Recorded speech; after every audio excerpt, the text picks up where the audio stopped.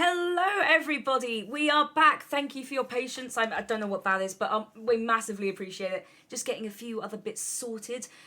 But we are here. We are live. We are all looking very dapper, which is, I'm very, very excited. I'm having such a good time, you lot. I don't know. But we are here, and obviously we are doing the Third Through Our Eyes stream, which is a stream series which focuses on marginalised communities from all across the world, all different communities. And this one is a BIPOC special, which is Black, Indigenous and People of Colour, also supporting an AAPI non-profit sort of group, which stands for Asian and Pacific Islanders. So we are supporting Hate is a Virus, which is a group which helps to fund other smaller groups and businesses that have been affected by racism, by hate, by COVID-19, by all things like that in the US, but then they also provide resources for all across the world. And if you look in the back of Shiny's cam, you'll actually see one of their shirts. So before we get on with introducing Shiny and the rest of the gang, then I will quickly show you a video so you know what we're raising for. And we are, I think, like $100 off of our goal of $2,000. So if you have been enjoying the show so far and you are able to spare a few to help people out, type !donate into the chat and that will give you everything you need. So we will be back in just a moment. Enough is enough. Enough is enough. Enough is enough. Hashtag Hate is a Virus began as a movement to combat xenophobia and racism fueled by coronavirus. The success of our movement will, 1, bring awareness to the racism and hate against our community, not just within our own circles, but beyond. Our goal is to raise over $1 million to help all the small businesses across the country stay afloat during these very tough times. Through collaborative effort among founders of Uprisers, Better Brave, Asian Hustle Network, and community leaders, this will be achieved through social media campaigns, donations, tea sales, and virtual events. We want to engage with not only our Asian community, but ask that communities beyond stand in solidarity with us. Through our campaign, Education with Informational Content and Relief Fund, we want to equip our communities with practical ways to respond to racism and hate that they may either witness or experience themselves. Share your stories with us by tagging Hate is a Virus. Please change your Facebook profile to a Hate is a Virus overlay. And visit the link below to find out more about how you can join the movement and support small businesses. Hate. Hate Is a Virus. Hate is a virus. Hate is a virus. Hate is a virus. A virus. The virus. It's a virus. Hate is a virus.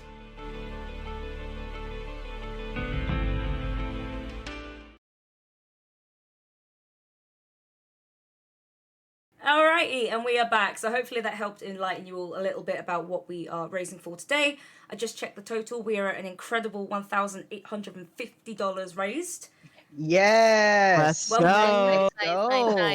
Yeah, and 150 more takes us to the goal. We do have a stretch goal, but that is literally just because we've already been doing so bloody amazing. We wanted to keep it flowing. So $150 in the next 2 hours.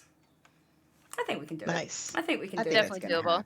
Oh yeah, very I think we can do it. I think we can do it. So, what we're going to do is the same as the first 2 slots. I am going to introduce the host for this slot, and then I'm going to bugger off out of here and probably occasionally pop in as the voice in the sky and drop some information and things like that.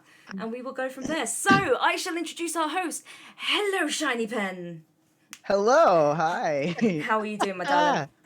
I'm doing all right. I'm a little nervous, but I'm excited to be here. Thank you for inviting me back. Thank you for saying yes, because it was. I asked Shiny to come and host one of the segments after seeing Shiny and Ace, Atypical Queer, on the previous show that we did 2 months ago, because I just loved everyone's vibes so much. And then when people said yes, I was like, yay! So that was lovely. So can you just tell us the name you go by and what your pronouns are? I'm Shiny Pen, or you can call me Shiny. My pronouns are he and him. Perfect. Or he, hey. Yes, I was waiting for that. Can you tell us a little bit about you? Yeah, I'm trans-masculine, Filipino-American individual. I am a variety streamer here on Twitch. I'm fairly new. I've only been streaming for probably about 4 or 5 months on Twitch, play a variety of games. Most of the times you'll catch me either playing games with friends or doing streams where I talk about my trans experience and trans journey. I'm saying a lot already, so there's that. And I sometimes paint. on stream now, so that's something new for me. Yes, I caught the last one. I was just lurking in the background, which was quite fun. So, but brilliant. So why are you taking part / hosting today's discussion? Well, first off, it was an honor to be asked for you to invite me to host this. And considering how much I am openly talking about representing Asian American or Filipino American or any BIPOC marginalized communities, I felt it was very important to have to provide representation and visibility for what I stand for as part of a marginalized community.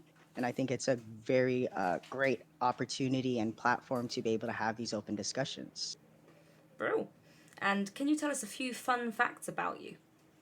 This is the question. This is the question I pose at least a week before every one of these, and I every know. single person, not just you, Shani, every single person, even me, just goes, Who am I? It's like, I know. Pretty I boring. should know this. I should know this. No, Who am I? So like I said, 3 fun facts. Like I said, I do paint. I am an artist. Well, I've been starting saying I'm a part-time artist because I have not painted since as often as I used to. I actually painted the 2 paintings here behind me. Very nice. I am older than I look. I think it's a fun fact because people look at me and they probably think I'm in my early 20s. I'm actually 34. Which is I bullshit. will be 35 at the end of the year. I have a little Hey, bit of 35. experience under my belt, just slightly. Another fun fact is is that I actually had one of my art pieces on the front page of a local magazine for their Pride Ooh, edition a couple of years Awesome. ago. And that was an wow. accomplishment that I'm very proud Wow. to talk about. Nice. Rightfully. They also gave me Wow. like a 2-page spread in there. So Nice. Very Nice. nice. And I That's see awesome. that you're also a fan of The Little Mermaid. absolutely. I mean, Excellent. kind of, just a little bit. Just a Not little that bit. much. Just a It's little not bit. that Couldn't serious. tell. No, couldn't tell at There's actually a all. whole other show for more. Well, nobody Nice. nobody can get over Ursula when they first meet us. So, right. And where can people find you online if they want to come and check out what you're doing? You could find me on Twitch at ShinyPen and on Twitter, ShinyPen. Twitter, you'll probably find most of my information and my socials. I'm one of those who doesn't have the same name across all social media accounts. But if you follow me on Twitter, you'll definitely find links to my other social media accounts like Instagram. Brilliant. Thank you very much. Now, before I go, I will just notice we have a dynamic reactions ready, so I'm going to scare the shit out of them. One moment. Hello. Hi. Sorry, Hi. we've just dropped you Hello. straight in at dynamic reactions. I'm so sorry. Hello, beautiful Hello. people. Right. Welcome. And with that, I will leave you Hello. all in Shiny's capable hands. But if you do need anything, I am literally just a click away. I'll still be here. Don't you worry. But I'm going. Nice. Goodbye. Adios. Thank you so Bye. much. Thank you. Yeah. Thank you. Oh, how's everyone feeling? Ready for some introductions? Yes. Yeah, let's do it. All right, let's start with Blunt Pants. How you doing? Ooh, I'm okay. You're okay? I'm okay. I'm All okay. right, let's go ahead and So, give us your name and what are your pronouns? awesome. I am Blunt Pants, aka Danny, and my pronouns are they, she. Awesome. And can you tell us a little bit about yourself? Sure. I have it written down, so I'm cheating a little bit. Came Oh, yeah. prepared. I know. So I am a Guyanese American queer content creator that specializes in streaming from a yoga ball, which I am currently on now, and playing games that usually scare me. Just a little bit. Just a little bit. Yes. And I'm also pretty musically inclined. I haven't gotten to that part of my streaming yet. And I've been really streaming for about like 3 or 4 months now. So Nice. yeah. Okay. And can you tell us why you decided to take part of today's discussion? So I'm here today because my wonderful friends spoke to me about this opportunity. And I figured why not? Because, you know, when I was younger, I never really got a chance to know or like talk about who I am. I didn't even really get a chance to discover who I am until I became an adult. So I figured that like if I talk now, I can probably help other people discover who they are, whether it be like their race, their nationality, their sexuality, whatever it may be. So that's why I'm here. Okay, are you ready? This is the big one. Ooh. Are you ready for this one? This is the one that Yes. matters, okay? I'm Yes. just kidding. Yes. Let's go. All Bring right, it. can you tell us 3 fun facts about you? Yes, I can. So one, I started that with an It's fine. I'm not that confident. I play about 8 musical instruments pretty well. Wow. And they're all self-taught. Nice. 2, my current car has a custom Galaxy interior that I did pretty much myself after watching like 3 YouTube videos. And 3, I minored in American Sign Language, and I've been teaching that to toddlers ages like 1 to 3. And I'm pretty proud of that because I've pretty much taught them basics and how to sign their name. That's That's awesome. amazing. I mean, that Yeah. was low-key He's flex. multi-talented. Right? I'm Yeah. here Big for No, that. for flex. real. I'm here for Big the flex. flex. Go Let's go. off. Thank you. Yes, Well, yes, good yes. luck to anybody who has facts after that. Yeah. Just kidding. Sorry, y'all. All Sorry. right. All right, Danny. So if you could let us know, where can people find you online? I am Blunt Pans across Twitch, Twitter, and Instagram, and that's where you can all find me.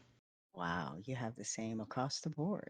That's I a very try. rare thing, I Try. feel like. It's very It rare. is because no one thought about Blunt Pans, so I hopped on it. Well, Perfect. thank you. Yeah. Thank you for that wonderful introduction, Danny. And let's Of go on course. to Clem. How are you? Hi, I'm good. All Hands right. are sweaty. Yeah, I feel that. I'm same. I'm like doing this. Y'all I know, can't I have see like it, my but I'm hands like, under my desk with my fidget I cube. know. Okay, so if you could give us your name and your pronouns. Yeah, I go by Clem on Twitch, but otherwise you can call me Mori. And then my pronouns are they them. Nice. Is it, what you said, Modi? Yeah, like Mori, but if you can roll Got your it. Got tongue. it. Got it. Yeah. Okay. Yeah. Okay. Okay. All right. Yeah. And then can you tell us a little bit about yourself? Yes, I can. I wrote a paragraph. Nice.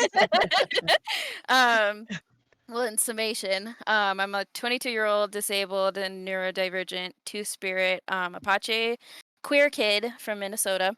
Um, I've been streaming for like 6 months now. I started in December. And as of until now, I've been pretty much just streaming stuff from like my Nintendo, so mostly Animal Crossing and Minecraft. But I got a PC, so I'm gonna try and expand my horizon and get into Oh, different games. yes. So might jump into first-person shooters, uh, if my nerves will allow me, because I'm so jumpy. But otherwise, like my interests include cooking, watching cartoons. I just got into gardening. I just planted a bunch of mint in my yard. Oh, nice. Um, and then I'm also like outside of streaming and everything else in my life. I'm active in mutual aid in my city. I wash laundry for the tent camps in my city since I'm in Minneapolis, so like our homelessness situation's really rough right now. So I work with a organization that transports and washes for like all the camps in town. Nice. Well, I feel Cool. like I should have came a little more prepared with an introduction. That's okay. It's not Yeah. about me. Yeah. Yeah. And if you could share with us why you're taking part in today's discussion. Um, Same as like everybody else has been saying, for the representation for anybody watching. When I started watching streaming like a year ago, like it was a lot of white people on like on the main page, and hmm I kind of had to dig to like find like BIPOC people. Um, and then I found them like on TikTok and like Twitter and stuff, and then have made a lot of friends in the process. So um, I just want to help get that visibility out there. Gotta And then represent. yeah, and had a couple of Twitter mutuals be involved in the previous um, Through Our Eyes streams. So I wanted to see what's up and kind of get out of my comfort zone. Awesome. Awesome. All right. And 3 fun facts. Oh, you guys are gonna like mine. Oh, here we go. I'm ready. I'm Okay. Let's excited. go. All right, so we'll start off with the cute one. I have two pets. I have a hedgehog named Basil and a mini schnauzer named Nigel. Oh. They're both very cute Dope. babies. Nigel's turning 4 Wow. in October, and then Basil's a year old. They're both polar opposites. Nigel's very high activity, loves to snuggle, loves physical attention, and then Basil wants nothing to do with me. She like huffs at me every time I like go into her cage to do anything. But Oh. it's fine. I still love her. Second one I have is I have a heart deformation. I don't know how to say it. I was born with my heart on the wrong, like the opposite side of my chest. So instead of the left, it's on the right. And it's like backwards facing, so the back side of your heart is like facing front. Um, and apparently it's rare. I think it happens to like 1 out of every 10,000 people or something. Um, Wow. but that's my go-to fun fact card. That's what's So up. that was like the first thing I wrote down. And then my last one is I have a meme tattoo, and Oh. I'm not going to clarify. Oh, okay. Fair. That's Okay. fair. Wow. I'm okay with it. Yeah. I would show All it, good. but it's small, so maybe I'll post it on Twitter later. There you go. Hello, I'll just say it's a friends. cat tattoo. Oh. Hi. I'm the Oh. voice in the sky, and I've Hello. arrived just because Hello? I heard there was a dog, and I really want to see the dog. He's not with me at the moment. He's Oh. outside. Don't. I But shall ascend back to Ah. the clouds. Goodbye. I can post I pictures in the channels love that. later for I sure. love that. That's Well, very acceptable. that's a Goodbye. perfect segue. Where can people find you online? Yeah, I'm fortunate enough to have my handles the same across the board. Actually, mine That's is what's Twitch. up. Twitch, it's Isela Mori. But then otherwise across the board, it's Isela Mori backwards. So IROMALESI. You can find me like on TikTok, Twitter, Instagram. I have a link tree in my Twitter too if you want to check out any of the links I have. I have a lot of mutual stuff on there, or mutual aid stuff on there, and then all my other socials that I can't think of right now. Well, thank you. Thank you. Those were some awesome facts. Let's Thanks. move on. Dynamic reactions. How are you? Hello, I'm good. How are you? I'm here. We're here. Yes, we're Having a here. great time. If you could give us your name and your pronouns. My name is Dynamic or Kenna. My pronouns are she, her. All Yeah, right. I'm a content creator slash activist. Love that. So, All right. And then if you want to tell us a little bit more about yourself. I am a YouTuber and a streamer. I also make music for a living.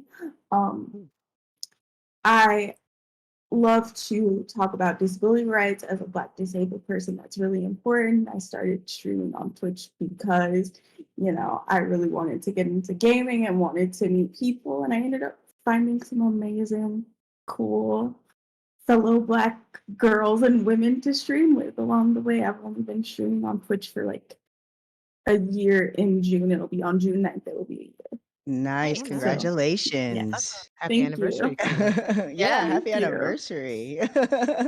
And if you could tell us why you're taking part of today's discussion.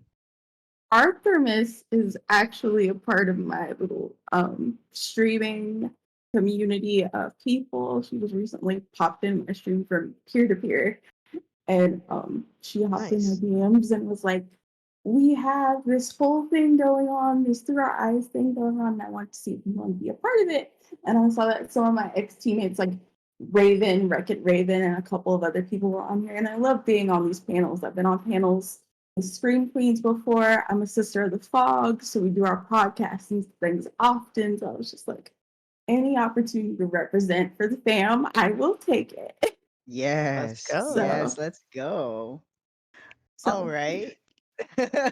Now, if you can give us the 3 fun facts about yourself. I guess I'll follow in the vein of tattoos. I have 4 tattoos all on this arm. You can't see all of them because obviously they're covered up by the shirt. But I do have this little matching butterfly one with my mom over here on my wrist, so you can kind of see it over in the corner of the camera. It is the cerebral palsy butterfly, which is the disability that I do have. My color is green. But second fun fact, I have a song in the game Watch Dogs Legion from Ubisoft. Oh, wow.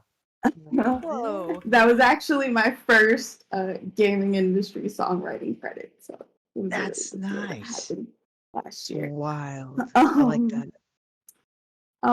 Another fun fact about me would probably be I'm a bit of a weeb. You can probably see behind me, like I have the Game of Thrones Targaryen banner behind me, and there's a ton of anime art behind me. I have some more in my closet because there's not enough wall space. Yeah. I feel that sometimes when you Nice. you decorate, you're like, I can't put everything. Right. Yeah. Okay, and where can people find you if they want to connect with you online? It's pretty much dynamic reactions on everything except Twitter. On Twitter, it's dynamic_reacts. Someone beat me to it for some reason. Darn. That's awesome. Well, I appreciate y'all. Those were some great introductions. I just felt like I needed to have a better prepared introduction in comparison to y'all. That was fantastic. um, so I don't know, Artemis, were we gonna have another nonprofit organization thing Hello. after the rest of the introductions? I still need to be introduced. I know. I'm working through it. I'm working through it. I'm just keeping. No, I'm trying to. No, Stephanie. I'm trying to keep. No, I'm gonna give the introduction. I just wanted to make sure because I was seeing that there was a slot for another On to guest, the and I next was one. like, oh, but where's the other guest? Don't you worry, Zeffy. I had your back. I had your. We'll have words about this later, Shiny. Don't you worry. No, we introduced all the Okay, charity let's- stuff at the beginning, so we're all good to go. We're only $130 off of our goal. Ooh, nice. Nice. Wow, Yes. Yes. Work, that is chat. moving quick. Exciting. Okay. All right. Well, let's get to Zeffy. If you can, sorry, I apologize. If You're you want to good. give us your names and your pronouns. Right. My name is Zeffy, and I use she, they pronoun. Awesome. Can I just say I really love that shirt though. I can't stop looking Awesome. at it. Yeah. It's like Thank you. amazing. I got a match with Danny one day. I know. One day. And One then day. and then can you tell us a little bit about yourself?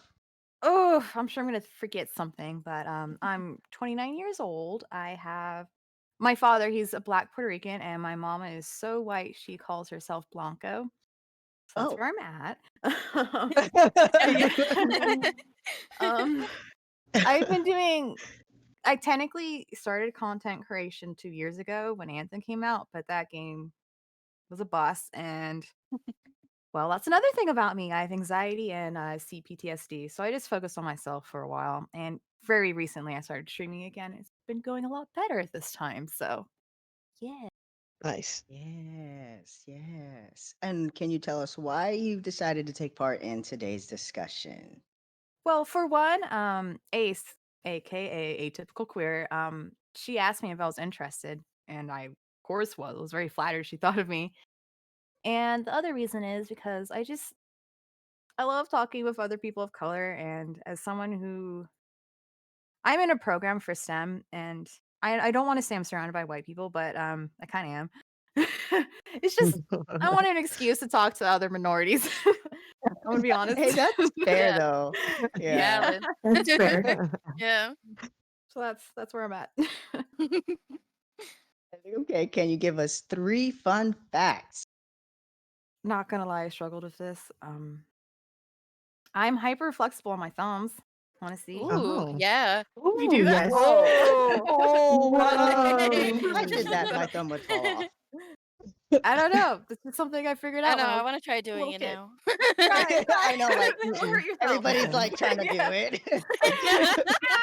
No. Like that's as far as I can get. Yeah.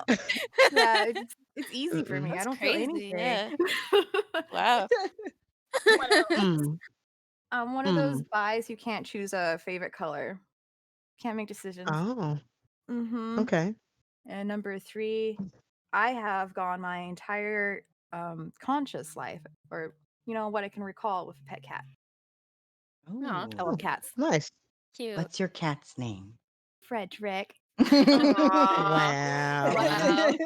So fancy. Oh, It's actually Frederick. a video game reference to Dragon Age, because Oh. Anders in Dragon Age Awakenings, he's like, no one would name their cat Frederick. And like after Dragon Age 2, I was just like, yeah, screw you, Anders. I'm gonna name my cat Frederick. So Just picks up the cat. You are Frederick now. Oh, yeah. that's awesome. Just all of a sudden, you are now Frederick. Mhm. Oh my gosh. Yep. Well, thank you all so much. How's everyone feeling? Are we ready to dive in here? Is everyone feeling comfortable? Anybody need like a hydrate, a stretch, a posture check? I I got mean, I'll it. hydrate. Everyone's like, yeah, Yeah, I let's should posture hydrate. check. There you go. the hydrate with a jug of water. I love that. Yes. That okay. Okay. Too I need to do lazy to that. refill my water bottles. That There's not a okay, day I that's don't have smart. this 20-ounce water bottle near me at all times. That's I what's need a up. I So need a good. giant water bottle. Just saying out there because I know Ace is in the chat. Hmm. That's all I'm referencing. Well, if y'all are okay, well, I'd like to introduce the first question that we have on the docket, and if we're ready, the first question we have is, what does intersectionality mean to you? And for some of the individuals who might not really understand what intersectionality is, I'll just give you a quick brief. It's pretty much being part of various marginalized communities and how they intersect in your life. So if anyone who wants to go ahead and start and get their thoughts on, get their thoughts out. Danny, I see you. I see I the knew look you were on your gonna do that. face. Well, I I knew saw you were the gonna do look on your that. face. You were like, pick me. I was gonna see if someone else wanted to take it, but I'll take it. So I actually took a women in gender studies class and most of it was like intersectionality and how, like the different roads cross or the different roads connect and stuff like that. But like to me, it really just means more connections because like I can be a part of several different communities at one time and still, be able to find people who represent me, look like me, or are similar to me. Um, it kind of gives me like peace of mind in my adult life because like I said, as a child growing up, I really didn't have anyone to talk about me. I didn't know who I was, especially going to a school where there's probably like a handful of black kids, and even less than of other marginalized groups. It was really just like everywhere you turn there was a white person, and it's like, who do I talk to about me being black, and then I've always known I was queer, but no one around me was queer. So it's like, who do I talk to about that? But, being an individual now that has different groups of people around me who are, you know, they are marginalized, they are the queers, they are the pansexuals, or even just like the black people, like Mhm. having that is great. And having places where I can find other people who are like me is great. Um, and then like, also giving people that reassurance that I am somebody who may be like you. Not just them giving me that, Right, but me giving it to them. right. That's all I got, I think. Yeah, that's all I got. That was great. Yeah. Yeah. Yeah. Yeah, that was great. Anyone else want to chime in? I can kind of piggyback off of that.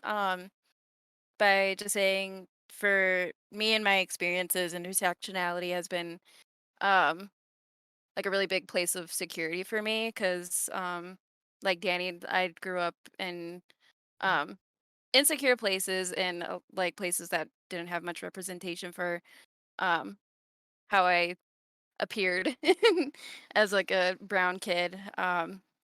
Like my first elementary school, it was a Spanish immersion school, so I was really comfortable and like that was like my element. Like I saw other kids that looked like me and I had friends that looked like me. And then um later I got switched over to a more suburban elementary school where I was like one out of the two brown kids in the school. And that's I think when like my first experiences with racism and um just feeling that.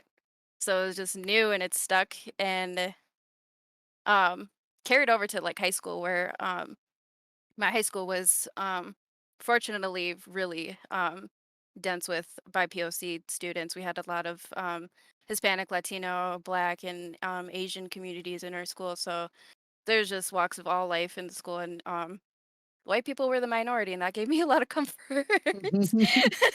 Yeah, I relate to that. I Mhm. relate to that because I Yeah. was fortunate enough to also go to a school.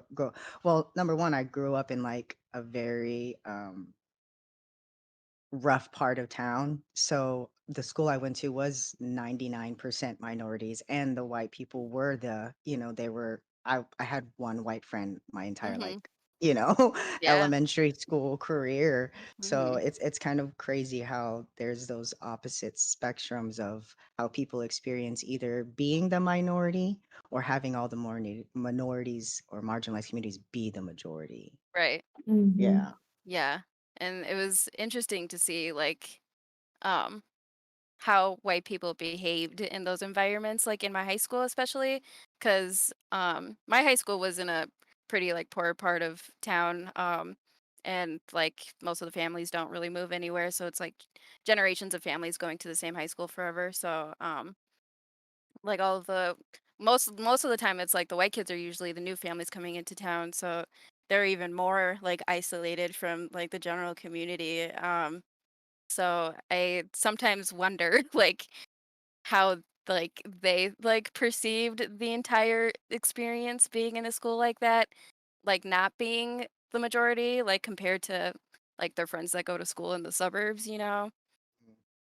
It was yeah, it was interesting to see like comparing it to like my elementary school experience. Because like my elementary school was a like a pretty like suburban like upper middle class neighborhood too. So I felt like super out of place there Mhm. because I always grew up poor, still am. Um, so it was just those crazy culture shifts that like I kind of observed for a really long time and um still trying to find my place in it all. It was yeah. All right. Zephy or Dynamic? Anyone wanna? For me, intersectionality, I live at a three-way intersection. My mom is Black, my dad is white, and I'm disabled, obviously. The only child in my family, as far as I'm concerned, other than a couple of other distant cousins that are physically disabled to the extent that I am disabled. So for me personally, and both sides of my family, like as far as prejudice went, the disabled kind of tag kind of lifted up over everything else. So like people would see me, they would be nice or whatever, but there was always the little bit of babyish talk or whatever stereotype that they try and place on you. Especially like I for the majority of my time, my mom's a teacher, so I went to whatever school that she was going to up until middle school. Middle school, I went to a predominantly Black school, and I didn't have that much trouble making friends there. Black kids are chill, they'll do whatever. And I think that's partly because of the way that like we're raised in our households when it comes to like physical illnesses and mental illnesses in general. You're either taught to stay away or just like embrace people. So for me, it wasn't that difficult in that environment, like going and making friends with everybody. However, after middle school, I went to a predominantly white high school. So with that, people were there were like clubs of like, oh, this is where the disabled kids go to hang out with the able bodied kids. But at the same time, there was like this ableist undertone to it For sure. because they're so used to handling kids who have like Down syndrome or like mental disabilities that make them less mentally capable than other people. So like they approach me, they expect to come at me with the same sort of idea. And it's like, no. Right. Talk to me like I'm normal. Mm-hmm. Handle me like a normal person. I'm not gonna bite your head off type situations. Right. But yeah, for me, that intersectionality kind of has always been less about the black and white, more about the disabled part. Raven mentioned in one of the panels earlier, and Metal and Coffee as well, about music taste being differing. I can also relate to that because I listen to alternative music as well. Me too. So I did kind of get backlash from my black family on that sometimes for a little while. Also being biracial, being called the white girl ever so often because of hair differences and everything. So yeah, it's a really good intersection to be at because you learn a lot about different cultures and learn how to communicate with people. But at the same time, it can be really strenuous as For well. sure. Oh yeah. Yeah, I agree. I like what you said though, how it was a good intersection to be at. And I think that sometimes when people talk about intersectionality, they sometimes follow it with like a negative undertone. But you made a great point that when you are in these intersections, you do learn a lot about yourself. It really Right. opens up your perspective and brings forth a lot of views that you're like, I'm learning something not only about myself, but about accepting these intersectionalities and how other people's intersectionalities kind of work for them. I Empathy. think, yeah. Yeah. Yes. Zeffy? That's me. Hello? Sorry. Hello? It's me again, the person from the ceiling. I have arrived Hello. to bring Hi. good news. We have now What? hit $2,000 for Hate is a Virus, and we have completed our goal. Yes. Go. Chat. Let's go. Round of applause, Nice. everybody. Let's That That's was what's go. up. fantastic. Nice. Yes. Just That's awesome. amazing. Just wanted to come and Yeah. share because Incredible. it's all your stories, all the things that you have shared, everything that you've experienced and you've brought here and brought to everyone and helped educate, that has obviously touched people's hearts and helped them combat hate. And I can't thank you all enough for that. I will leave you to it again now, but I just wanted to say thank you and congratulations.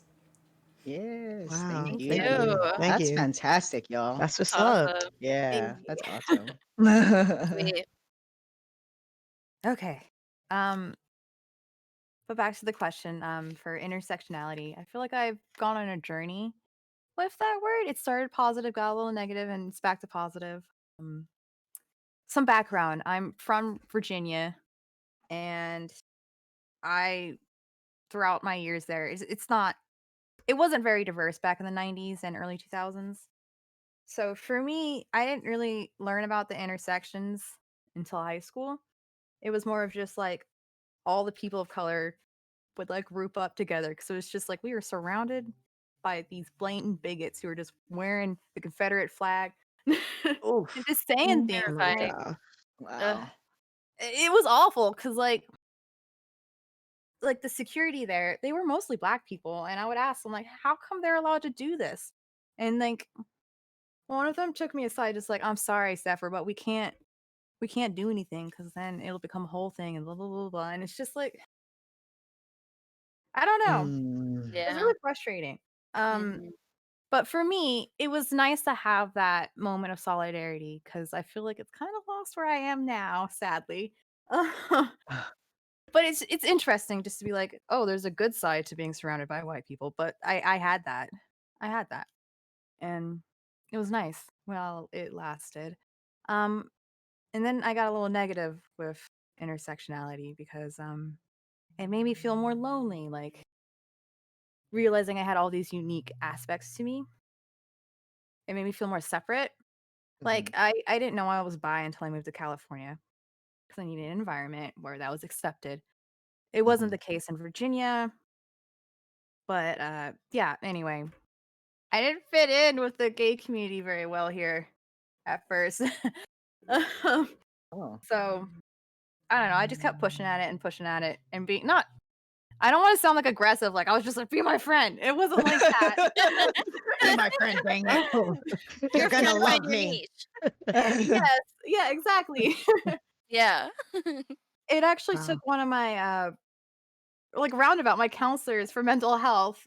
He was a gay Jewish man. He was like, "Oh, there's a lot of there's the cutie pop community in downtown San Diego. Go check them out." And I did, and I was like, "This Nice. is Like, great." yes. It's so That's great. awesome. So that's like where I'm more positive now. I don't feel as alienated. It just kept being persistent Mm-hmm. hmm to learn that lesson, I guess. But that's how I feel about it. It's a wild journey, and I say journey because I think a lot of us individuals we learn and grasp onto these terms at different stages in our lives. Like Mm-hmm.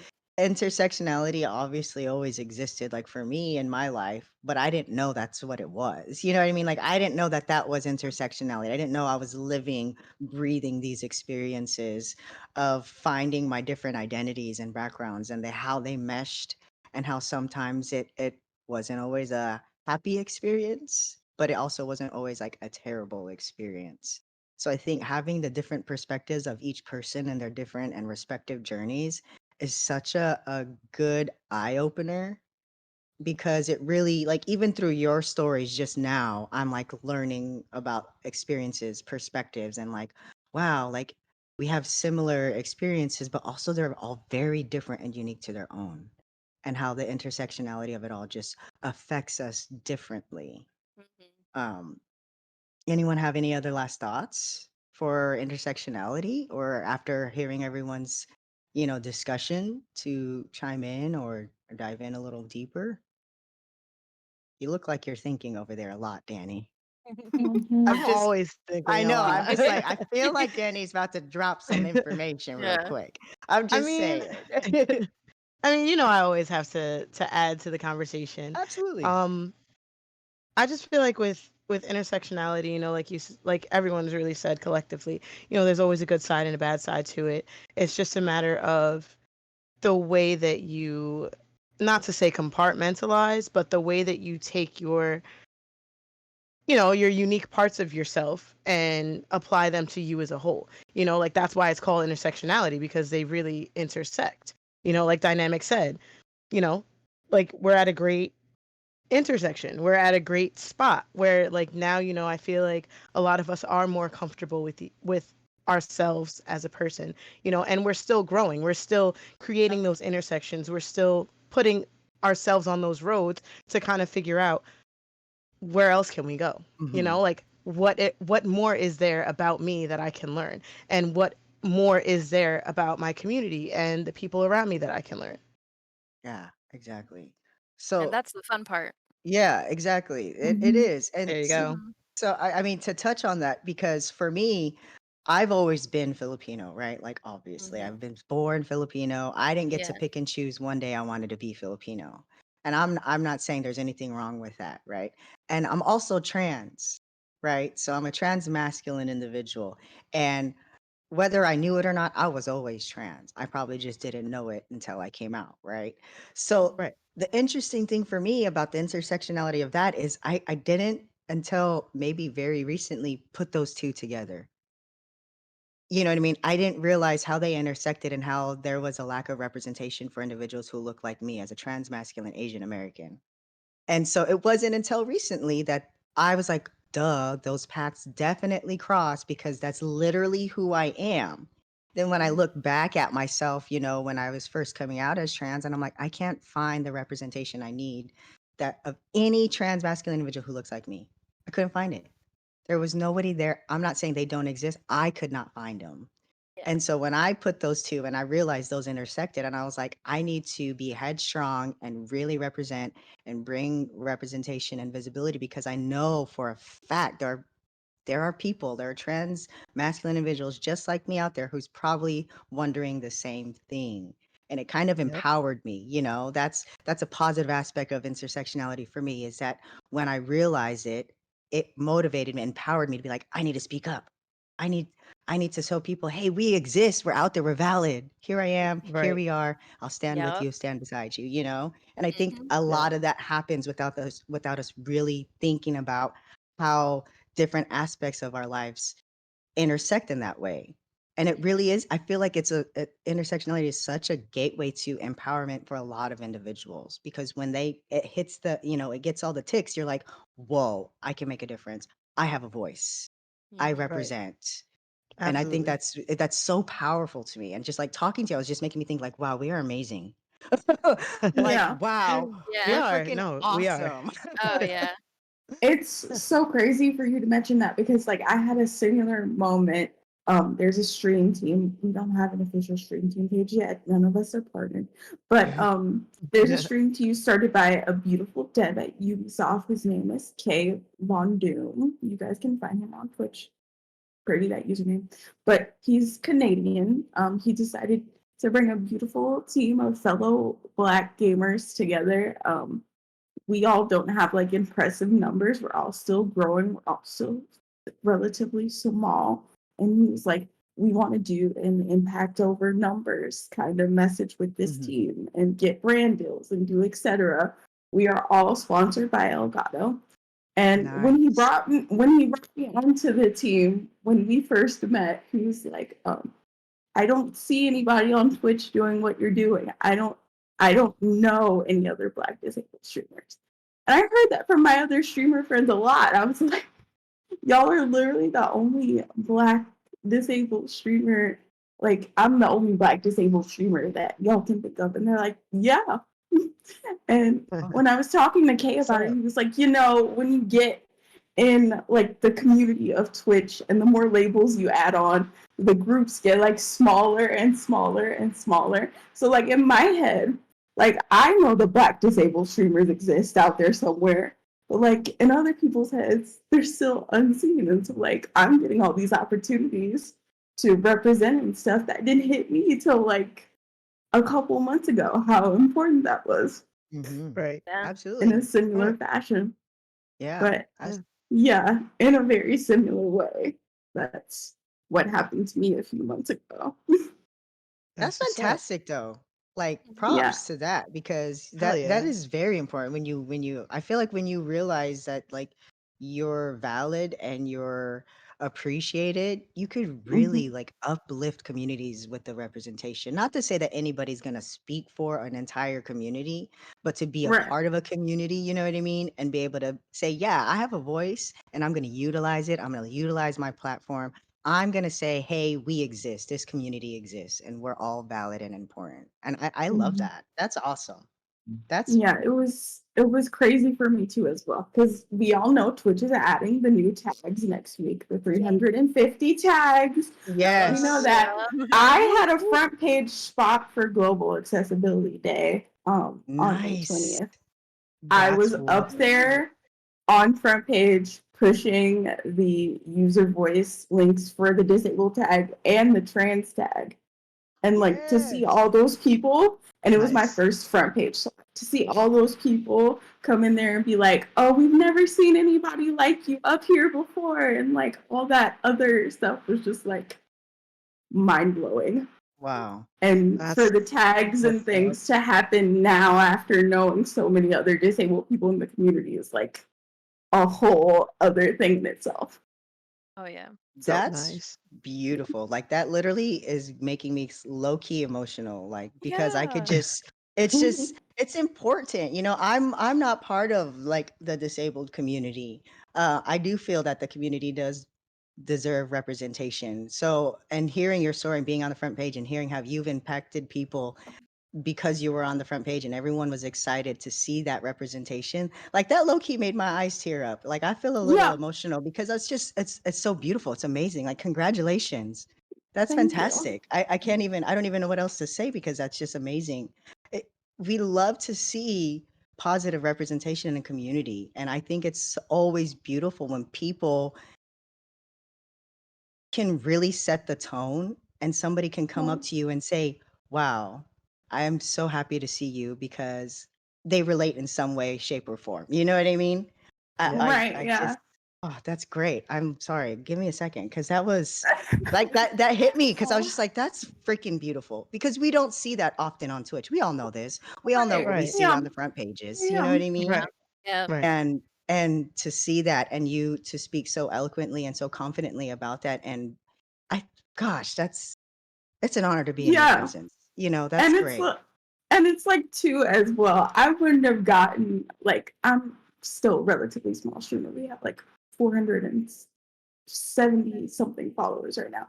However, I wouldn't have gotten to where I was without finding fellow other Black women who have connections at Twitch who want to lift me up as a person, lift me up as a streamer. I feel like Twitch is one of those platforms where you can't get anywhere without somebody willing to say, hey, let me help you. Let me lift you up. Let me give you the ladder.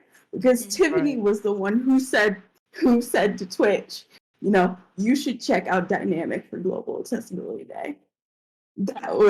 She was the person who recommended me to them, and they followed through. So nice. it's all about finding your good circle and finding those people who really want to see that community succeed.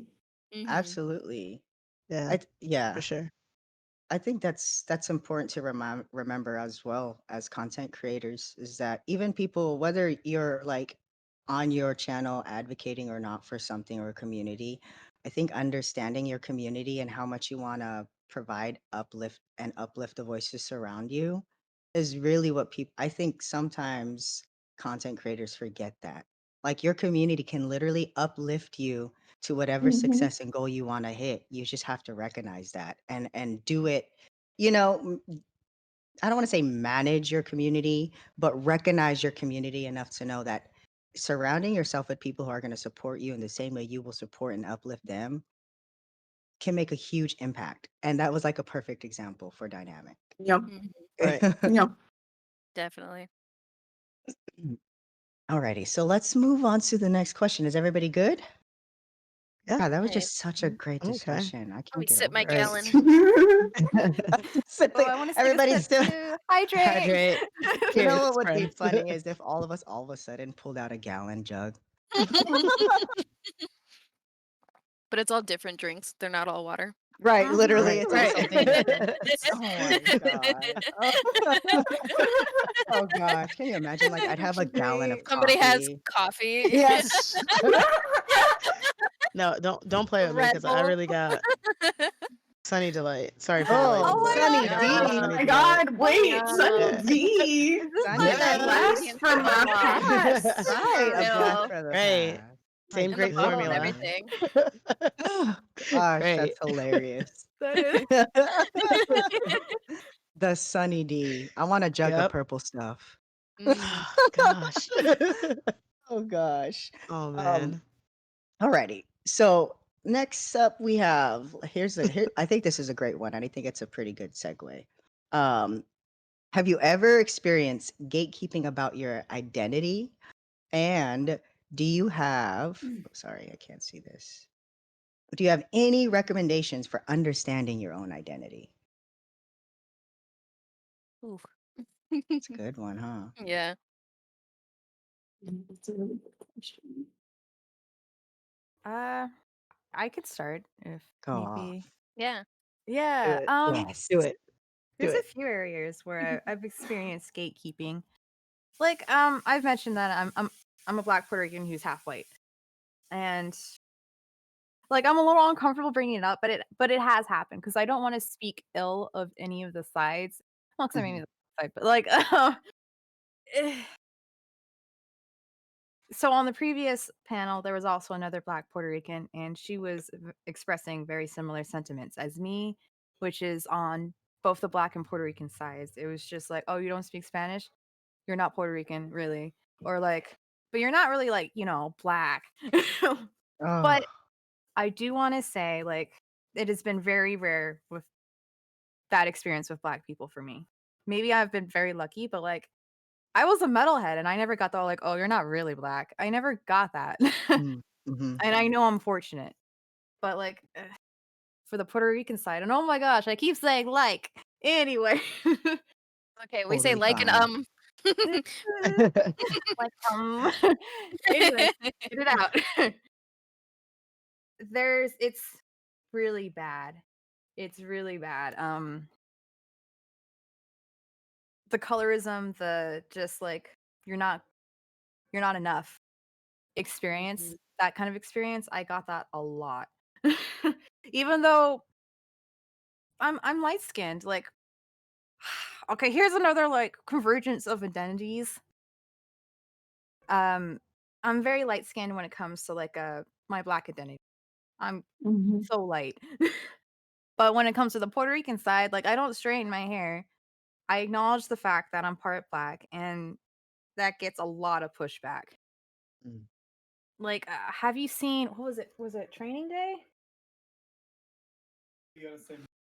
With Denzel Washington, he's playing a man who's technically a Puerto Rican, but he acts like he doesn't count. He knows Spanish. He looks black. That's what my dad looks like. Anyway, there's this sentiment of saying like, "Oh, I'm not really black. It doesn't really count." So to have someone like me come in and be like, "Yeah, we're part West African. It's there. We took the ancestry test." I'm not going to ignore it. Right, right. I'm not going to pretend it's not there. Right. They don't like that. It's because they want to be think like they want to be Puerto Rican, but it ends up feeding into supremacy in a way. Oh yeah. Mm, Mhm. Yeah. Mhm. Because they'll acknowledge like, oh, I'm a Spaniard, but anyway, I don't want to like come off like I'm dumping on Puerto Ricans because I love being Puerto Rican. It's just there's a lot of problems we need to talk about. A lot to That can- yeah, unpack. A lot to absolutely. unpack. I feel you on that. yeah, Mhm.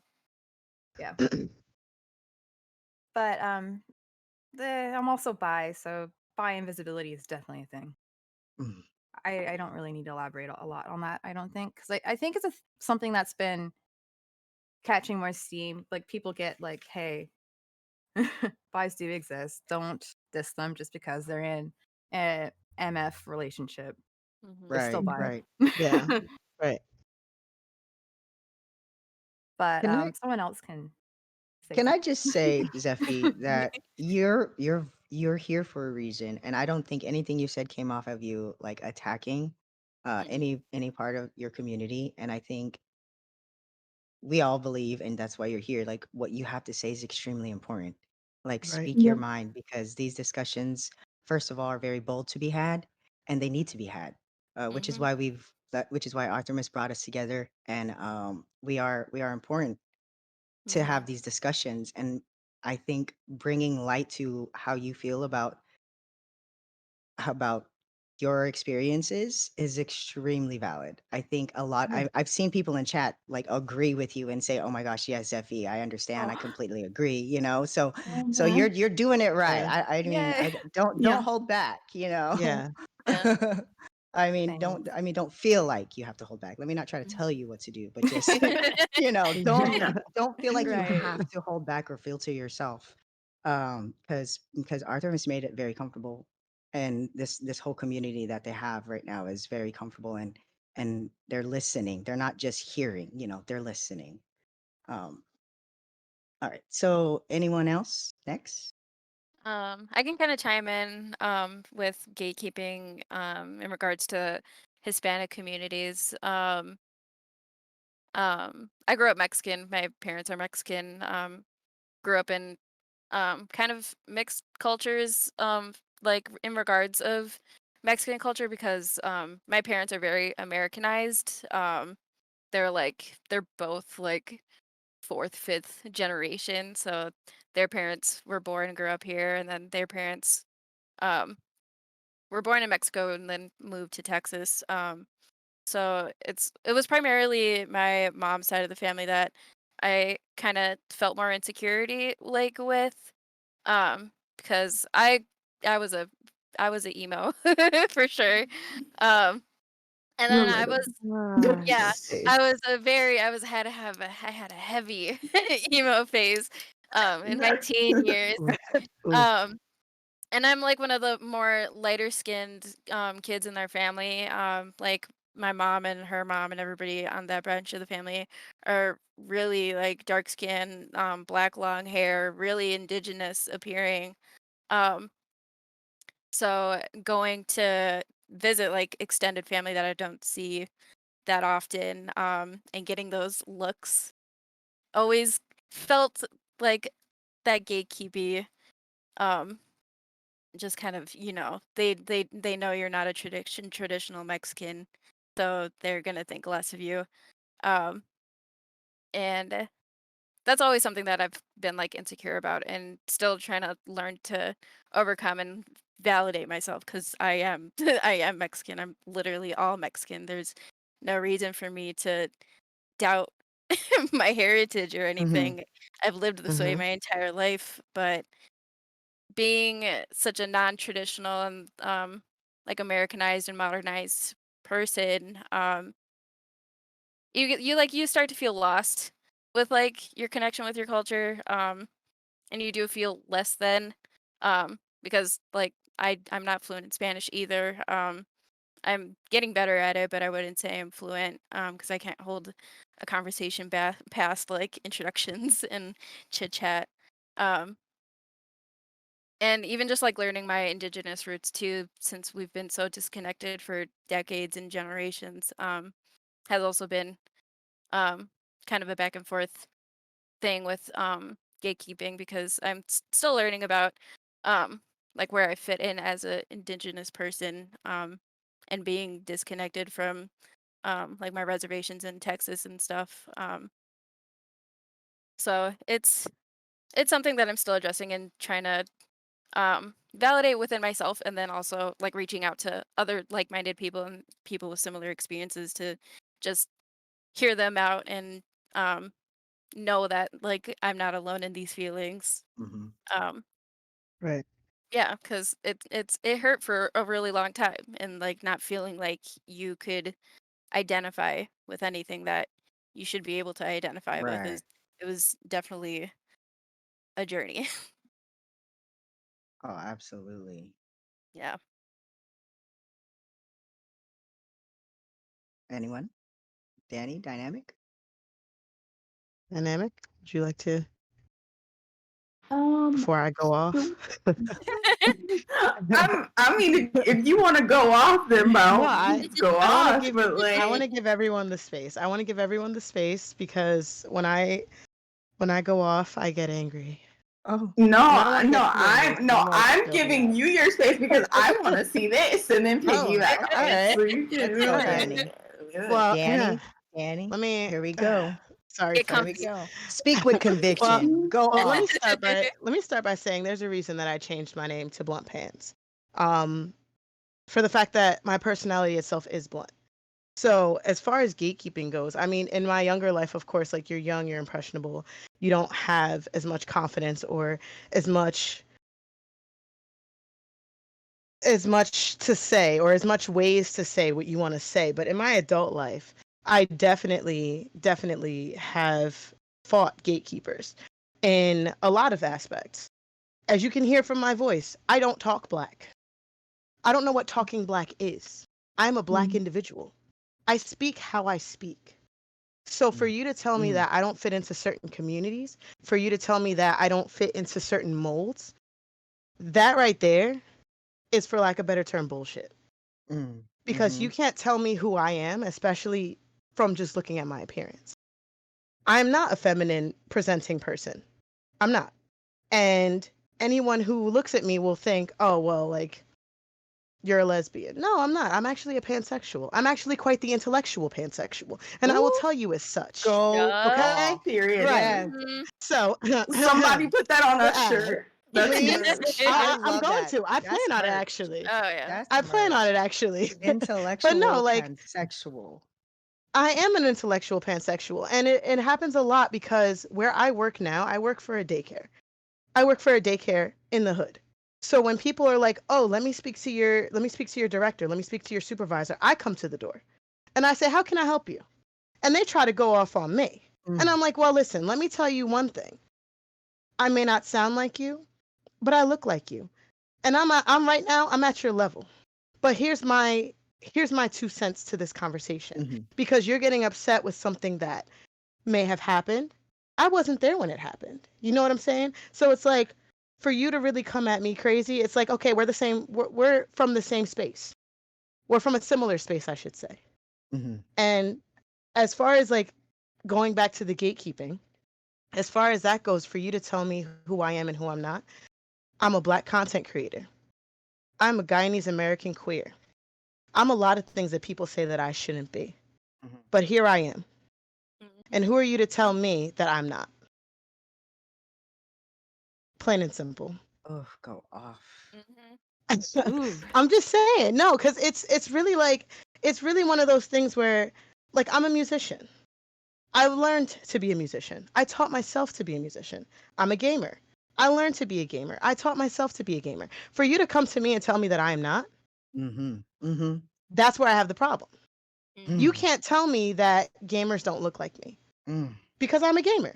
You can't tell me that pansexuals don't look like me because I'm a pansexual.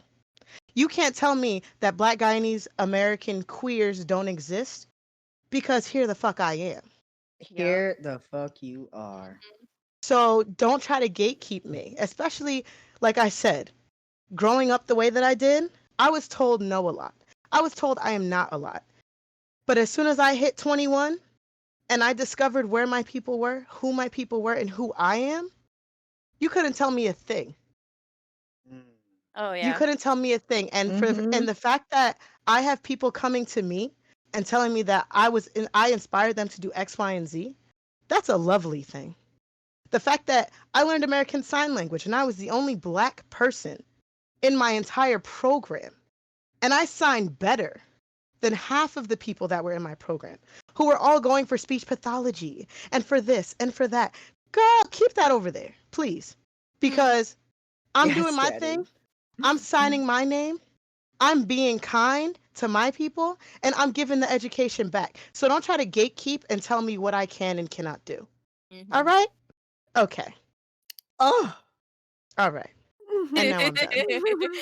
Danny said, I have something to say. No, but seriously, like, seriously though, I feel like gatekeeping is really one of those things where it's like, it's ridiculous. It's ridiculous for you to tell somebody that they can't be who they are. If I come to you and I tell you that this is who I am and I'm putting myself out there for you, and you you try to break me down and tell me that I am not, I am less than, I cannot be, I'm gonna tell you to go fuck yourself. Oh. Yep. I mean, could it be said better? Yeah. No, it can't be set better. You know why it can't be set better? Because you're coming to me and telling me what I'm not. Especially when I've given you the space and I've given you places in my comfort zone to come to you and tell you who I am. So no, I'm not going to say it any better, and I'm not going to bite my tongue. And if you want to perceive me as the angry Black woman, then you can perceive me as the angry Black woman.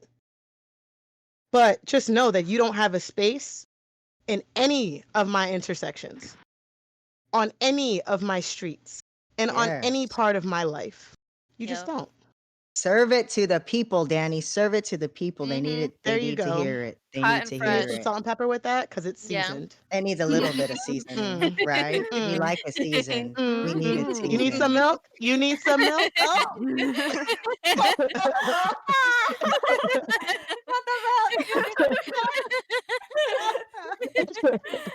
Oh my god. But yeah, that's my feelings about gatekeeping, and that's why, like I said, I became Blunt Pants, because not only, is it a reference to an instrument that is used in, things, but it's also my personality, and I feel like that's what represents me. Definitely. Oh my god. Sorry, I'm just dropping things. My fidget Sorry, y'all. Let me chapstick. got a little. Got a little Ooh, heated. got a little spicy there. Ooh. Let's cool it down for a second. Somebody give Ooh. Danny a fan. Quick. Sorry, y'all. Oof. Yeah. I had to. I had to. I had Fan to. Danny 'Cause off. Let's fan I've Danny been waiting off. all morning to answer that question, y'all. Like, I've Ooh. been waiting Had all it ready. morning. Well, I hell yeah. Had it did. ready. I did. Ooh, you came all the way ready. Mhm. I was. Because, like I said, it's one of those things where in my life, like I just felt like I've been gatekept so much that, like I said, when I became an adult, I made it a point to make sure that nobody could tell me anything about myself. Right. Absolutely. And I know my truth. I know who I am. I know what I represent, and I know the places that I belong. I belong in any space that I'm in. Mm-hmm. Mhm. So for you to tell me that I am not, I am less than, like that just boils me, because Right. it was the first like 18 years of my life. Like I remember distinctly on a play date when I was like 6 years old, my mom had one of her coworkers come to the house, and she brought her sons. And me and my brother and the kids were playing out in the back. And the kids come in, like we're coming in for some water. Mind you, like we're kids. We come in for some water. One of them goes, "Mommy, they talk white." Oh, I don't talk white. not the talk white. I'm I was waiting for educated. that to come up. I'm educated. Oof. Okay? Not to Oof. say that you aren't educated, but I'm educated. Right. And I'm going to Right. speak as such. Even at 6 years old, I'm going to speak as such because I've never been in a space where I've had to speak differently. Mm-hmm. Mm-hmm. And I've never felt the need to be in a space that I had to speak differently. Right. You know? So, like I said, I've been gatekept for the first 18 to 21 years of my life, and I said no more. That's right. No more. Period. Mm-hmm. No Perfect. more. Wow. Yeah. Welcome back, Dynamic. Hello. Discord was like, we're gonna stop working so that you can't hear anymore. You know, Oh, no. I Oh, I feel like no. Discord's been being kind of funky after some of the changes.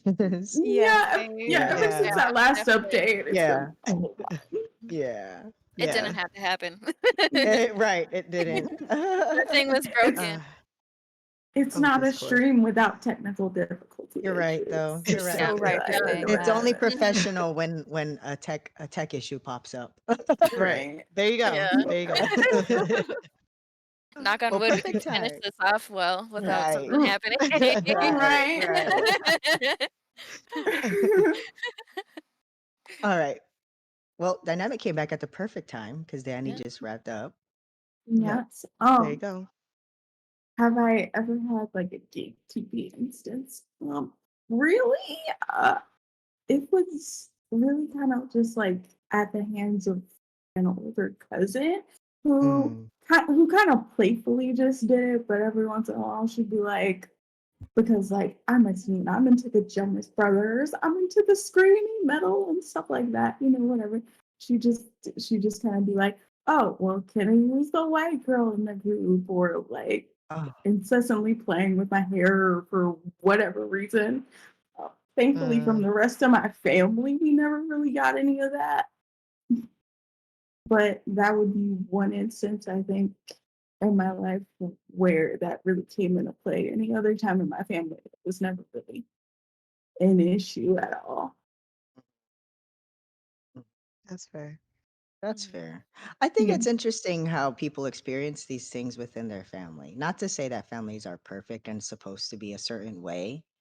It's just, it's too often you hear that's where it happens first within Yeah. your own family. Yeah. Yeah. And then, like, with Black people as well, we have so much, like, generational trauma going on throughout our families, like, a lot. And so, like, a lot of the stuff that they say to you sometimes your elders when it comes to the colorism or whatever it may be is deeply rooted in some other trauma that has nothing to do with you.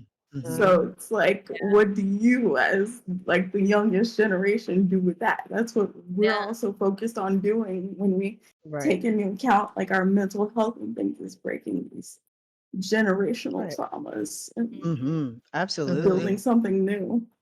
Oh, Yeah. definitely. Oh, absolutely. Great point. Yeah, that's such a valid point. So like for me, growing up Filipino American is, I want to say, very similar to a lot of other marginalized communities and races that are out there and how they grew up.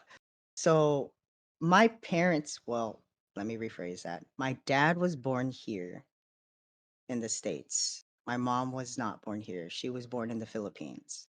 Came over at a young age, right? And so I grew up at a young age really into being Filipino, right? I was raised by, I mean, I was fortunate to have my parents with me, but I also, because my parents worked full time, they had me when they were like 19. They were young. So they were working. I was raised by my grandparents who were from the Philippines. They came over and all that stuff. And so the Filipino in me came out a lot when I was younger. Um, and then when I got older, it became more of me being really proud to be Filipino because I was surrounded by a community of Filipino individuals. However, within that community and growing up like in high school, there was gatekeeping in the Filipino community. I wasn't Filipino enough. I didn't have an accent. I didn't speak the language, any of the dialects. So I couldn't fit in quite with the ones who were, Filipino, but they weren't born here because I couldn't understand them. I didn't grow up speaking their dialect. And I just want to clarify on this public platform that Filipino is not a language. There are different dialects within the language for the Philippines. Most likely, you'll hear the term Tagalog, which is the main language. I'm not Tagalog. I'm Ilocano, which is another language in the Philippines. In the Philippines, so Filipino is not a language. I just it's crazy because people come to me, "Do you speak Filipino?" And I'm like, "Well, I am Filipino, but I don't speak any of their Mm. dialects." You know? Um, Right. so I want to clarify that because I think, I think some people don't understand that. And I mean, it has to do with how people make it I feel like people change how they phrase things to make it easier for other people to understand. I just wanted to Yeah, clarify definitely. that. Yeah, you know what I'm Right. saying? I think Mhm. that's the same with a lot of different languages. Like people's like, "Oh, do you speak this?" And you're like, "Well, that's actually not a language." Mhm. Right. That's Right. not how it Yeah. works. Yeah. Yeah. So yeah, so it was interesting because even within there was the division of you weren't Filipino enough, and then also with having a Filipino background, there are individuals who you're too Filipino, especially the Mm. Filipinos who come to America. They want so bad to fit in. Assimilate. Exactly, right? Mhm. They have so many products to lighten their skin in the Philippines. It Yeah. blows my Mhm. mind. And Mm. I'm like, my family's background, we're part of like the darker side of, Filipino heritage. Mhm. Like I was like really dark when I was younger. And I didn't hate it. I was not ashamed of it. I love my dark brown skin. And I still do. Good. I'm actually to You the point in should. my Hell life where yeah. I'm to the point in my life where I'm like, I'm not dark enough anymore. What happened? Like I'm like all offended. Mhm. But I I've Right. Yeah. literally I've literally in my experiences in my 34 years have had people gatekeep me for my identity just for being Filipino. Mhm. Right. Oh, well, you haven't gone to the Philippines? Okay, so what? Like, Yeah. that doesn't mean I'm Yeah. less Filipino Mhm. just because I've never gone to the Philippines and everybody else has had an opportunity. Because I Mhm. felt Mhm. that. They made me feel that like I wasn't worthy enough to join communities or clubs that were predominantly Filipino individuals because they could speak the dialect, they could speak to their parents. Their parents were from the Philippines, and I'm like, Mhm. well, my mom's from the Philippines, but we grew up in American household. I'm not saying they like change their ways and we didn't do things that made me Filipino. I just might not have as much cultural exposure as you do because you were from the Philippines. Mhm. And Mhm. there was a time in my life where I was like, dang, like, can I even proudly say that I'm Filipino? Because all the people in the Filipino community that are around me are telling me that I'm not Filipino enough. Mhm. Right. Like you're not enough because you don't speak the dialect, you Yeah. don't do this, you don't cook the dishes, you don't do this. And I'm just like, I'm sorry, but I'm 100% Filipino. Both my parents are Right. 100% Mm-hmm. Filipino. My parents' Right. parents are 100% Filipino. Mm-hmm. You know what I'm saying? And so to be told that I wasn't Filipino enough, like, affected me at certain points in my life where I was Yeah. questioning, like, am I Filipino enough? Like, And then you somebody should start thinking never. about making up for it too. Right. Mm-hmm. And then you start to try too hard Yeah, and then they without can really. tell. Right. So then they're like, "You're trying too hard." So it's like, where am I supposed to go? So Mhm. what do you want me to do Yeah, then? You know, literally. then I'm just not Filipino for you. Like, I'm Yeah. sorry, but I am. I like my city has a very strong Filipino community. We have an area in our city, literally a historical site called Little Manila, and it's an entire community. Because when a lot of the Filipinos came over, this is where they came. You know, they're a very, like, they're a staple in where I'm from.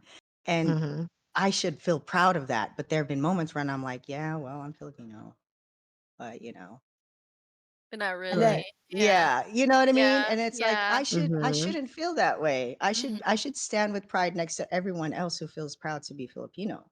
Mm-hmm. There was a period in time where, like, I found my group of Filipinos friends, and, like, I grew up in a school where, like like I said, it was like mostly brown people of all kinds, mostly BIPOC individuals. And so to find a community and being able to feel comfortable in a Filipino club where I didn't feel like they looked down on me because I was a little more, Americanized than they were. Like, it felt empowering. That's when I really it really was like, no, I am Filipino. I'm valid. Like, Yeah. nobody Right. can tell me otherwise. Yeah. You get Like, that how sense of security. exactly. Like, Mhm. how dare you tell Mm-hmm. somebody they're not who they are? Yeah. And then, like, and on top of that, like, being trans, like, I've been told that I wasn't, like, a good representation of the trans community Mm. because I don't Excuse me? because I don't Nani? look trans enough. Who do I talk to? I've Give me literally names. yeah, I've literally been told things like that, and it's I get my privilege. My privilege as a trans masculine individual, when you see me walking down the street, your first thought isn't like, that's a trans guy. I get that. I recognize my privilege in that because not everybody has that. Mhm. That doesn't cancel the fact that I have always been trans and I speak openly about my transness, and I am proud to represent and stand in a community of trans individuals anywhere. But to Right. be told that I wasn't trans enough because I didn't fit some weird picture, I don't know what picture you had in your head that Right. defines what a trans individual looks like, Right. but you don't get to tell me that I'm not trans enough. You don't get to tell me that Mm. I am not enough because I don't fit whatever mold you think I belong in. Like, Mm-hmm. that's not your mold to create. No. Right. No. It is interesting, and it's been a wild journey. It's definitely been humbling, Mm-hmm. Mhm. and has really, really, I think a lot of us can relate that you hone in on these negative experiences and you really push yourself beyond the point and grow past that. And you're like, no, screw this, screw Mm-hmm. your negativity, screw you. You can't cancel me because I am valid, I am worth it, I am enough, and I will represent in any way I want for any part of me that I will, that I'm going to bring forth. Right. Right.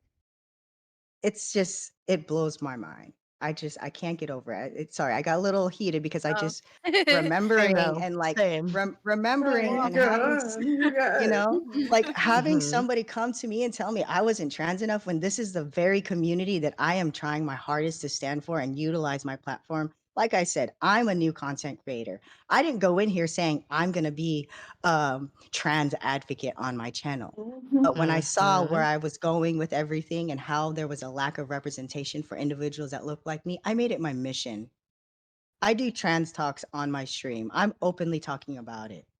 So don't come in and tell me I'm not trans enough. Not every trans masculine individual is going to go through every physical transformation they can go to. Not There's every not one way to be trans. Like, right, exactly. Yes. Yeah. Exactly. hello. That part. Hi. That part. That's the part that blows my mind. That's like, clearly, what tunnel are you looking through? Yeah. Because you're not Mhm. looking in the right direction. Mm-hmm. because the trans community and the trans umbrella is extremely vast. Mm-hmm. Anybody can identify as trans. It doesn't mean that they're doing it the way I'm doing it. Right. Yeah. You There's know? no right way. There's Exactly. no right way. That's what's Like really getting to me with all of this. Like with all of our identities being gatekept or Mhm. gate kept. right. Is that it feeds into this stereotypical imagery.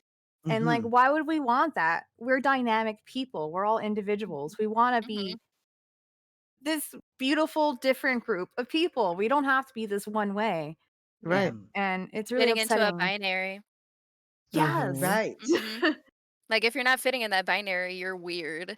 Like, Yeah. But like, that's why all right. representation matters. Exactly. And Because, like, intersectionality. exactly. Because then it's Mhm. like, not everybody fits into that mold.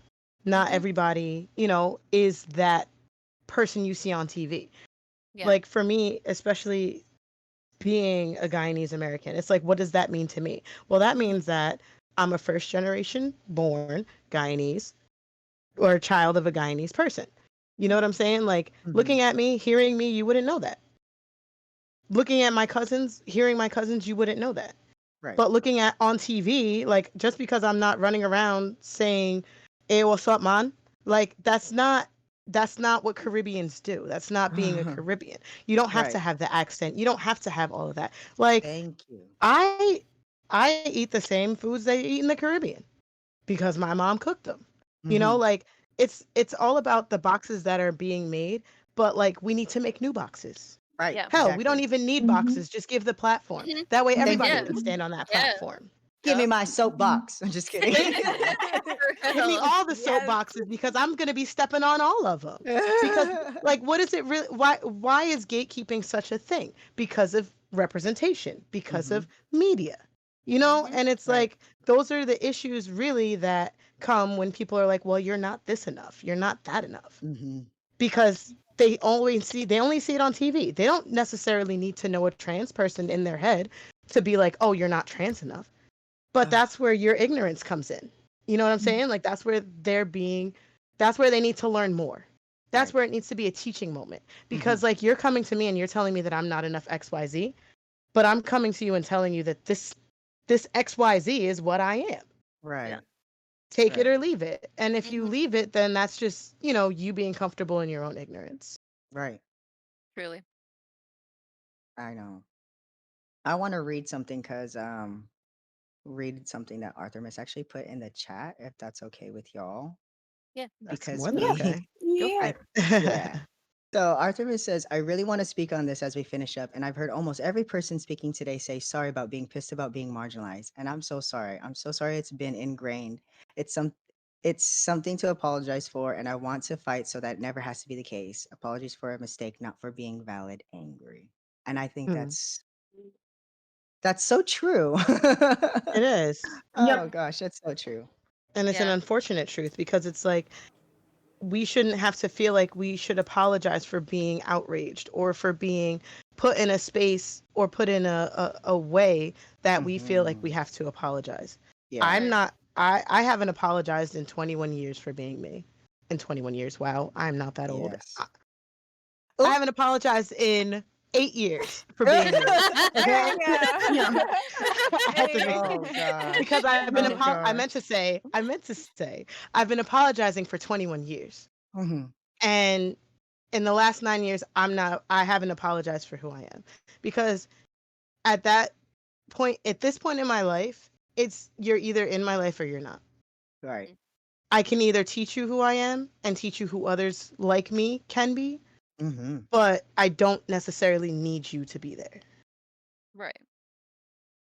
Right. Because you And got that's you. just what it is. I got me. Right. Yeah. Right. And we can call it what it is, because like minorities in general have been put under this mass gaslighting of Oh yeah. like we need to apologize for just being simply who we are. But it's like, no, I don't think I'm gonna do that. Mm-hmm. Yeah. Right. If I'm I allowed to make be you mad. uncomfortable, you Mhm. can leave. And Mhm. going back to like the media standpoint of that, I think that's why the internet is so great. Now we can just sit and give ourselves platforms where TV and traditional media have really like fallen behind and fallen short. Mm-hmm. Yeah, because television's a lot more controlled for sure, like, especially with Yeah. news media, Mhm. like, Mhm. specifically. Oh, absolutely. Mhm. Too much harm done by them. Oh Hello. yeah. Oh, hi. Hi. Hello, I'm the voice in the ceiling. I just Hello. wanted to ask if anyone would mind me actually coming in and just speaking for a moment, just finishing on from what Shiny read out. But I don't want to stand in anyone's space if you wanted to continue. Oh, please No, do. Go ahead. descend. Let's Please go. do. Hello. Descend So upon From us. the Let's heavens. die. Oh. I The found Almighty. I found my way back down from the rafters. So I just wanted to add from my perspective, which is obviously a white perspective, something that I got wrong in my past and something I've worked hard to fix that I didn't necessarily know was wrong when I was younger. So I was one of these people that always said, and this was as a kid when there wasn't as much internet, but like, I don't see race because I didn't. I saw my friends. But as I got older, I realised, no, you have to see race. What you have to not do is hate people because of it. And going on from what I wrote and Shiny read out, I am sorry it's people with skin like mine who have meant that every single person that's come on today's show has had to apologise for being angry they are being marginalised. I don't know who my ancestors are. I don't know my genealogy past my grandparents.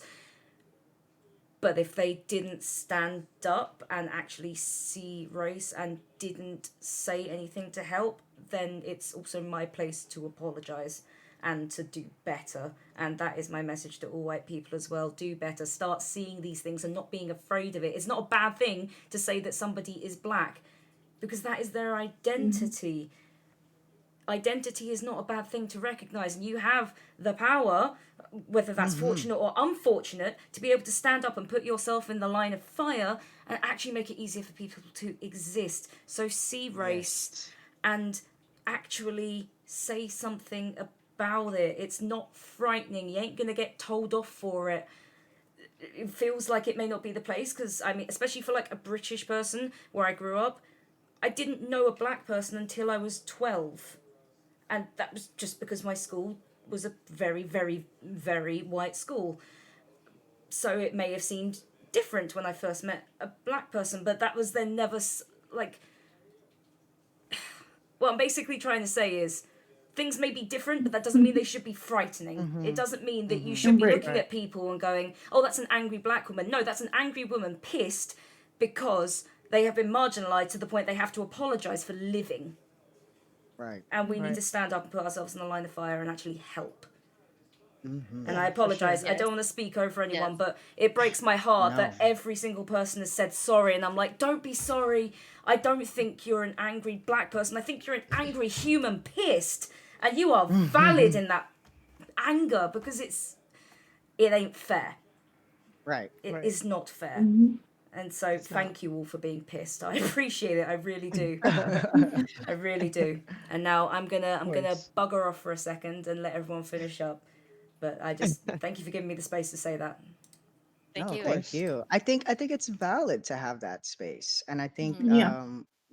I think having a perspective from someone like Arthur Miss is important as well, because it kind of goes to show that there are individuals out there like that who have that mentality, who will speak beside marginalized communities and try to Yeah. literally like enlighten and educate themselves and utilize what they can to support these communities. I think it's a beautiful thing.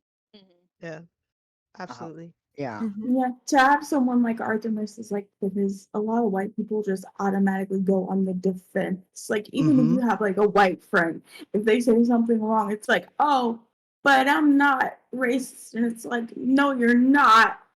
But what you did, even though you don't recognize it, is racist. And if you continue to not listen to me, that turned into the realm of racism. Like their immediate thing is to go, oh wait, but I'm not. But if you're an ally, you're going to sit and you're Right. going to listen Yep. And you're going to Yes. because you're also learn. not a Mhm. perfect human being. Mhm. Right. And it's not your Exactly. space to speak. Mm-hmm. Yes. Right. Mhm. And so I feel like it's important that we have other white people like Artemis and other people who aren't the minority to just like be able to sit down, have empathy, and listen. Yeah. Oh yeah. Yeah. Like to listen, to acknowledge, to even come outright and say, I'm going to admit that this is new to me. I hadn't, Yep. I don't know this. Um, and do their due diligence of trying to learn and understand because they wholeheartedly believe how wrong marginalized communities are misrepresented or treated. I think Mm-hmm. it's very important to have someone like that speak up. Um, Definitely. yeah. It's So I healing in a Yeah. way. yeah. Yeah. Yes. Yeah. Especially for Yeah. Especially just Yeah. being so tired all the time from talking about the same things over Ugh. and over again, explaining things like the same things over and over again to just different white people. Like it's exhausting. So Mhm. if there's a white person that has the skills and resources to just say like, "Hey, this isn't cool. We're gonna talk about this. We're gonna unpack this, and we're gonna do Mhm. better." Like Right. Right. not every white person can do that, so it's refreshing and encouraging to see that more and more people Mhm. are listening. Mhm. Yeah. For sure. I think that listening thing is a huge key that people tend to misplace. Mhm. You know, Definitely. uh, listening is just as important as having somebody's voices heard. Because if you're not listening, you're just talking over each other, and then what you're really trying to advocate and speak on gets lost in translation. Because now what's happening? We started talking over each other and fighting whose voice is louder. When what are we talking about again? Right. What are we fighting for again? Yeah. Mm-hmm. It's Yeah. kind of I don't know. Mhm.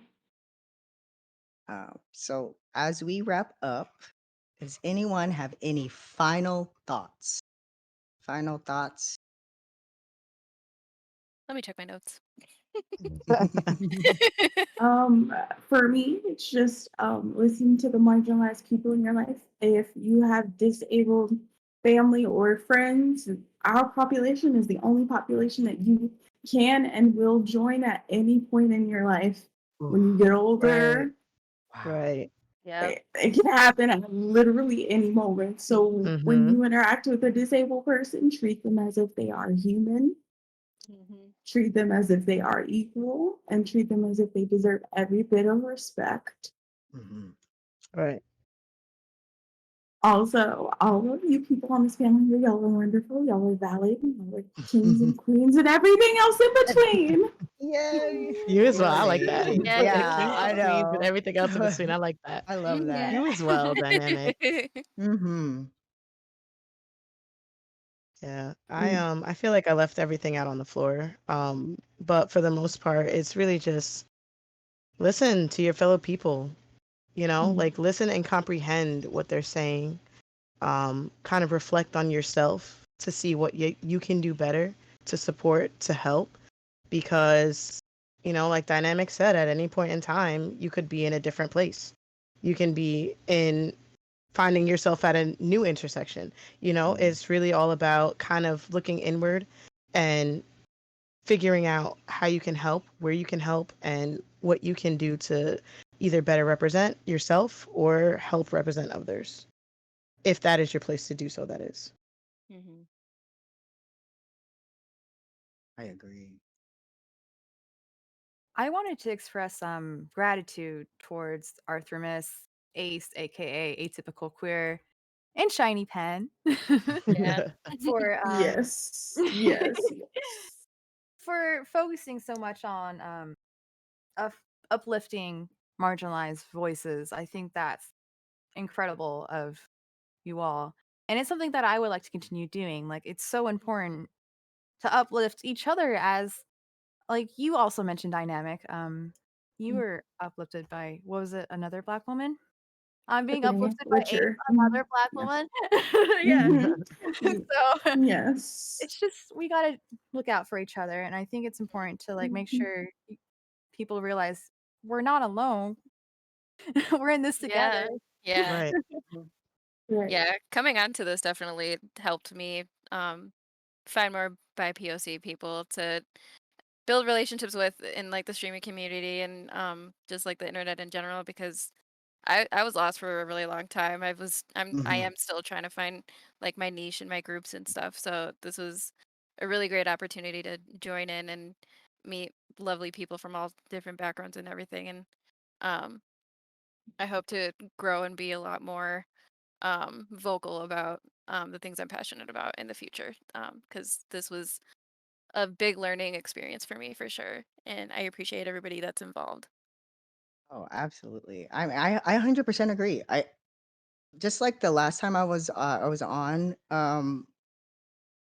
as on a panel with Artemis, I after I got off, I felt extremely empowered and rejuvenated Mhm. Yeah. Yeah. because it's not every day you get to bring communities like this together, having open discussions that aren't always easy. So first of all, props to all of y'all for being here and being authentically you and utilizing and having the strength and the power within yourself to openly speak about things that some people might not speak for or not speak up about Mhm. or be afraid to. So Mm-hmm. that's Yeah. bold, and I think it's beautiful, and I think we need to latch on to those moments to remind ourselves that, hi, we have a voice, we are valid. Whether you plan on doing it on your content as a streamer or on any social platforms, people forget your voice is probably your biggest weapon. Mm-hmm. How you utilize it is True. very important. Mm-hmm. So to touch back on what Zevi said, I'm still a small streamer. I'm not I'm not popular or like, I'm not like on some huge platform yet. Yet. However, I still Mhm. I still make it a mission of mine to uplift the voices of the community around me because I think it's important. And I think marginalized communities coming together like this speaks so much volume, and it reminds Yeah. us that we have each other. We might Mm-hmm. be from different parts of these communities, but we're still a marginalized community as a whole. You get what Mm-hmm. I mean? Yeah. Yeah. Yeah. We Yep. make this beautiful marginalized community that has a lot to say, and most of us aren't afraid to say it, and most of us share the same values. It's Mm-hmm. extremely important. We have to remember we need to enlighten, we need to empower and uplift everyone around us. And I just thought this was beautiful. I love this so much. This is so Yeah. great. And Same you did a though. great job for your first hosting. Oh my God, Yeah. Right, thank you. You Shiny? did I such a good tried. Right? job. Yeah. Yeah. Such We're a good impeccable. moderator. Yeah. Look at No, that. you're So right. I don't good. know if I could do this again. I took everything I had, y'all. Hello. We'll find it again. So, Hello, everybody, and yes, I echo Hello. that. Shiny, you have done a fantastic job, and for what it's Thank worth, you. I think you are an incredible representative for the trans community. I couldn't think of anybody better to help represent this part of the community on this stream, Thank you which so is much. That why means I a lot. wanted to speak to you.